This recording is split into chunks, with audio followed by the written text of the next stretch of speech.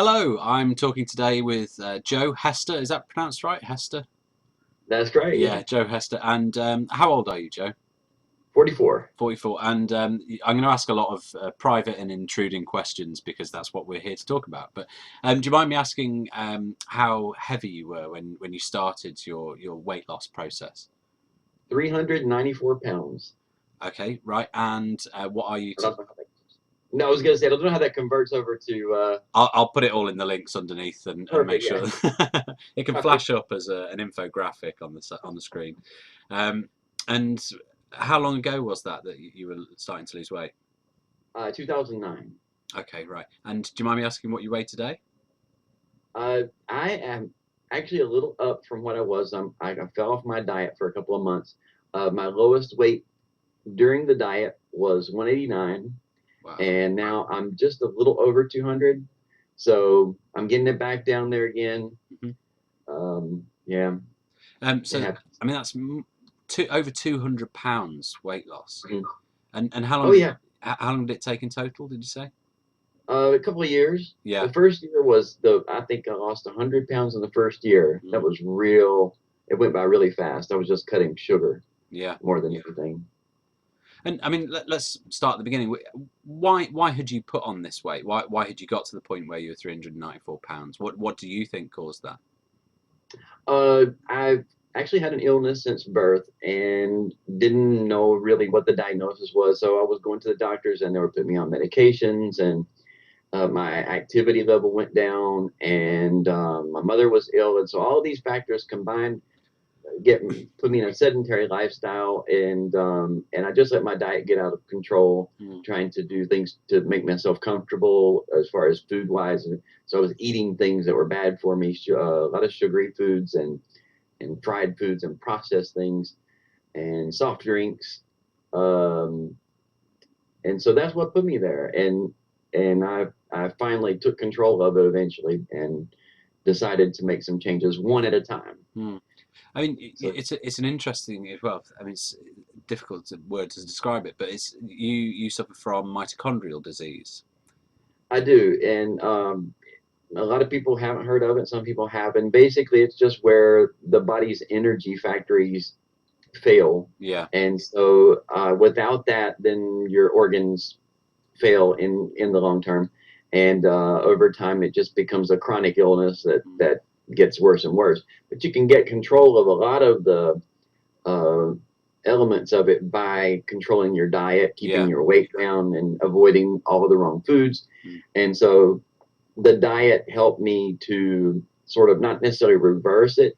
Well, it reversed a good bit of it, mm, but it also helped me to keep it from getting worse. yeah. And I mean, it's I believe it's quite a rare disease, isn't it?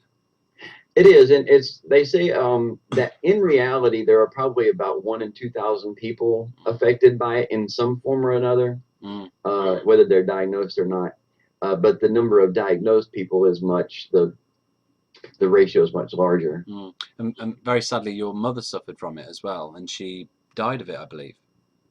She did. Her organs shut down slowly, one at a time, and she eventually her heart failed and she went into a coma, and then she passed about 2 weeks later. Mm. I mean, Yeah. just horrible. But I mean, when there are so many people who have a condition or an illness of some sort, depending, on varying scales of how debilitating they can be. But what I think is amazing about what you did is that even though you would have every right to say, well, I have this condition which allows me to, or is my perfect excuse to not do anything. How did you turn that around? Because I know a lot of people who are held back by saying, you know, I twisted my ankle in when I was playing rugby once, and I have high blood pressure. Those sorts of things. How did you change your view of what you were allowed to do with your body? Well, when my mom passed away, and I saw that I'd always known we had similar symptoms and didn't realize until recently that we had the same illness. But when I saw what happened from just allowing yourself to be immersed in Mm, the illness and not being able to see outside of that, I realized that I really needed to look beyond it yeah. and just give it one try and say, okay, I'm just going to go through. and do what I can. And if that doesn't work, then I can accept that. Mm. But then as I started working at it, I saw immediate results, and I thought, this is going for the better. Whether I'm not going to get rid of my illness. It's not curable. Mm. And like you said, a lot of people have different illnesses and different problems. And, but definitely having extra weight is going to make any problem worse Huge. for a healthy person or not. But I mean, did it restrict what you were able to do in terms of activity? Because obviously, you don't, your body can't produce the energy that it needs to go and do a run, presumably, or. Exactly. That I didn't rarely do any type of physical activity as a result of that. In fact, most of my weight loss was from diet alone. So you are living proof that diet can be the answer to weight loss. Without Absolutely, you don't have to exercise. It'd be great if you can, but you don't have to. Yeah, and I mean, is it difficult not to feel a bit embittered by that? The fact that you did this the hard way. You slogged through it with what you were eating, and you couldn't sort of soup it up. You couldn't speed things up by jumping on a treadmill, for example. Oh, it would have been great. I would have loved to. Yeah, just pump right through it. Yeah, that would have been nice. Yeah. So it took a little while, but then again, when you're looking at 200 pounds, you don't want to lose it very fast. No. Because your body has to have time to adjust in many ways. Yeah. So when you were focusing, I mean, take us through your plan, the Joe Hester plan. What did you do to actually change what you were eating? I knew for me the best thing to do would be take one thing at a time, because in the past, if I've ever tried to tackle a full diet, restricting a lot of things all at one time, I had difficulty maintaining it. Eventually would just fall right off of it. And so I knew that I had to cut one thing. So I knew that sugar would be a big one, and it would probably be the easiest thing for me to eliminate, because most of my sugar came from drinks. It's a big thing in southern U.S. to drink sweet iced tea, and so and really sweet in my case, and so I just cut back to unsweetened tea, and I was drinking soft drinks. I cut those out, and hard candy was my other big one. I chronically just was going to that. I get a dry mouth or something and pop a piece of candy. And so, yeah, I did that for a while until I was comfortable to go to the next level. And that made the huge difference. I would say, like, it took me about a year. I lost 100 pounds just cutting the sugar, eating everything else the same. I mean, we're often told these sorts of stories where, but you only have to focus on one change, change slowly. And it's so refreshing to see someone who's actually done that, because so many diets that were presented through the media are these extreme, 12 days, lose 5 stone or 50 pounds or whatever. But I mean, really, genuinely, that was the one thing that you did for that year, and you dropped 100 pounds. Absolutely. Incredible. And I think everyone can take hope from that if they just pick the different things that affect their diet, which I think all of us, as you say, you knew without too much introspection, I should imagine, that this is the thing that is particularly damaging me. We all know deep down. For me, it was too much lager and too much sitting around, and it was so obvious. But I think it's really refreshing that you can see that and just say, well, just change one thing and see what happens, and then change another and keep going. So absolutely. So after that first year, how did you did you monitor it at all? Did you track or use a calorie tracker or anything? No, actually. I just cut the sugar out and watched my clothes size change. That's fantastic. Yeah. That's all I did. I didn't even step on the scale. It was just, okay, these aren't fitting anymore. I'm gonna have to buy some new ones. And at one point, I almost got to where I was almost complaining that I had to go buy more clothes. Yeah. And I thought, this is actually a good problem to have. So don't complain. Yeah. And so you could actually did you sort of start saying, wow, these are baggy. These are. Oh yeah, definitely. And then you run into somebody you haven't seen in a while, and they look at you like, I think I know you. And then when they realize who you are, they just stand in shock and they go, what did you do? Yeah. So yeah, And that's the greatest part. but then would presumably people would say it can't just be from cutting out sugar. That's not the one thing. Would Yeah, exactly. They're like, well, you must be working out. You got to be, you're mm, exercising, or and no, no, fantastic. not at all. After that first year, what was the next step for you?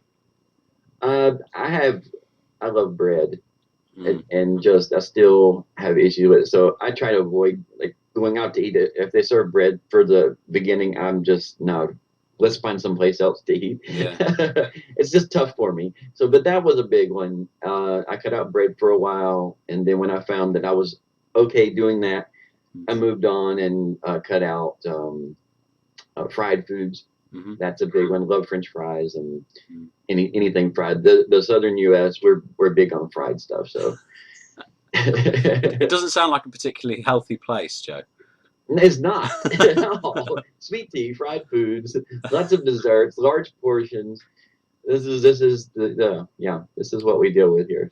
So So now on a sort of daily basis, you do you never eat fried foods, or is it something that you can moderate a bit more? yeah, you just moderate it, and I found that if you maintain your diet regularly, you can splurge and enjoy something occasionally without it setting you back at all. Mm, My difficulty would be, and still is, if I decide, okay, I'm going to have just a little treat today, I'm going to have something sweet as a dessert of some sort, then the next day I find it very difficult to kind of stay away from that. yeah. If I have a dessert, then the next thing is it's going to go in a spiral, and then I'm going to be back. And Mm, so, yeah, this bottom 20 pounds, I'll go up and down mm, a lot with it, to be honest. yeah. And are you okay with that, or does it? Are you just thinking that that's the way that it is sometimes, or Um, I'd like to change it, and I'd like to not have that happen. But I mm, know that probably for me, part of it is the illness because my body's not getting enough energy. mm, So for people who have metabolic disorders, they're probably going to find the bottom area of their weight loss is going to fluctuate at times. But mm. you just have to, if you fall off of it, you just have to get back with it again. Yeah, absolutely. And does it sort of for a lot of people that I speak to who've lost weight, it's almost like once they've cracked it that first time and made it to goal, they've uncovered something about their own body that they understand, and they know that okay, well, I've actually got a tool that works for me, so I can just dust that off. Essentially, is that the same Yeah. for you? Oh yeah, Mm. absolutely, Yeah, absolutely. I was really intrigued in some of the chats that we've been having before, where you said that on the journey to losing your weight, the person who stood in the way most was you. What did you mean by that? Well, I would say I would make a lot of excuses, like you were saying before. The illness for one thing. Um, well, I'm sick. I'm not feeling well today, and maybe I can comfort myself with a little something extra, and just a lot of opportunities, and plus I was relying on other people to give me that feeling of accomplishment that you might get occasionally from people, and especially if you haven't seen them in a while. But once people are used to you being a smaller size, Mm, you don't get that constant reinforcement. So mm, you have to sort of draw on yourself mm, to maintain. In the beginning, it was so much fun and so easy because, like I said, I would run into somebody and they would be just shocked at my mm, appearance and be, hey, and they pat you on the back and you're so happy. mm. And then that wears off over time. You feel good that you're slimmer and that you're obviously healthier as a result. But you still kind of in the back of your mind wish that someone would say, hey, I'm glad that you're staying with this, sticking with this, and Mm. you don't get that as much No. when you've already lost the weight. So you just have to look inside for Yeah. it. And That's what I'm saying. do you find that you can do that? Can you strike me as someone with quite an iron will, that if you said something, you would go ahead and you can focus on that. Does that work for you? It does. It works, and then like I said, every once in a while I find that I fall off of it a little bit, and I have Mm, to get that back into my mind. But once it's there, mm, it's set. mm. So yeah, I'm on the track again in these last 20 pounds. Superb. Um, I'm really interested. What you come from such a an interesting position with the background of the mitochondrial disease and that sort of thing. But what would you advise to the people who are watching this, to people who are reading MANvFAT? What would your advice be if they're thinking, I desperately want to lose weight, and perhaps there's something in their background that makes them think that they can't lose weight? Oh wow. Well, that almost says it in itself, but gosh, I don't know how to answer that. I love the idea of taking one thing at a time, Mm. and realizing that you have to give it a try at least once Yeah. and then see what happens. Because if you don't do it, then you're not going to know. It's just like Mm. winning the lottery. Mm. If you don't enter to win the lottery, you're never going to win it. There's absolutely zero chance of that happening. Mm. So even if your chances are slimmer than others, um, you have a chance. There Yeah. is a chance somewhere there that it's going to work for you. Yeah. And more generally, what advice would you have for people who are looking to lose weight now and are potentially desperate to lose weight? You just have to make that first step. You have to do something. Mm. Just pick something and do it, Mm. and stick with it until you're content that you're ready to make the next step. Don't even worry about the next step. Just say, I'm just going to make one simple change today, Mm. and then tomorrow I'm going to wake up and I'm going to do that again, and I'm just going to continue to do that, Mm. and that's going to be a repetition. Yeah. I guess that's my advice. Just start and keep repeating. I think starting is a great piece of advice. Start is the best. Yes. Yeah. Do one. Yeah, do one thing. Start it at least. It's interesting that so much has changed for you. I mean, obviously, how are you health wise now?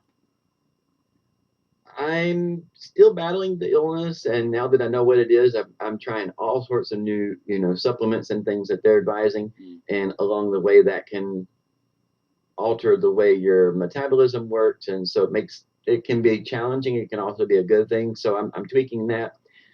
Um, but overall, I know that keeping my weight down is keeping things better for me. My blood work is phenomenal compared to in 2009. It would look like if you held them side by side, you would say these were two different people. That there would be no chance that this is the same person Mm. from 2009. Yeah. And I mean, but what I really like about your story as well is that by your own admission, you are so much more confident now that you've lost the weight. And that, Absolutely. I always loved to sing in the car and sing in the shower, but singing around other people was absolutely just no, it wasn't going to happen. And then after I started losing weight and I felt better about myself, I let somebody talk me into singing karaoke one night, and then it just caught on. I couldn't stop, and so now I'm singing all the time, and you can't make me stop, and so it works that way for everything, not just singing. I'm very ambitious, and deep down I always have been, mm, but I wasn't uncovered until I had lost the weight and because had that new confidence. you are perhaps our first amazing loser who hadn't come to through weight loss as an introduction. I saw the video of you singing Johnny Cash song and thought this is amazing, and then started browsing through some of the other videos that you do and realised that you'd actually also got this incredible weight loss story as well. I couldn't be more happy. That's great. I thought it was the other way around. No. That's fantastic. So from are you allowed to let us into the secret about the fact that potentially this musical direction to your career might be taking a different route? I can. I'm not allowed to say who it is Mm. or even what genre of music, but I can say that I was discovered last year by a recording artist, and that we've worked together over the past year, doing the vocals for one of their upcoming tracks, which will be introduced to the labels in February. So it's huge, and it's already been sent out for reviews, and they're phenomenal. We feel this is going to be a huge hit, and it's going to make a big change in my life as if I already hadn't had enough changes, but I'm all I'm all for it. So That's amazing. Joe, thanks ever so much for talking to us. I know that you're a member of MANvFAT now, so presumably if people want to get in touch, chat, buy the single at cut price rates, they can get in touch through the site. absolutely right. Yes, absolutely. Superb. Joe, thanks ever so much for spending the time with me today, and we'll leave it there. Thank you. Absolutely. Thank you for having me.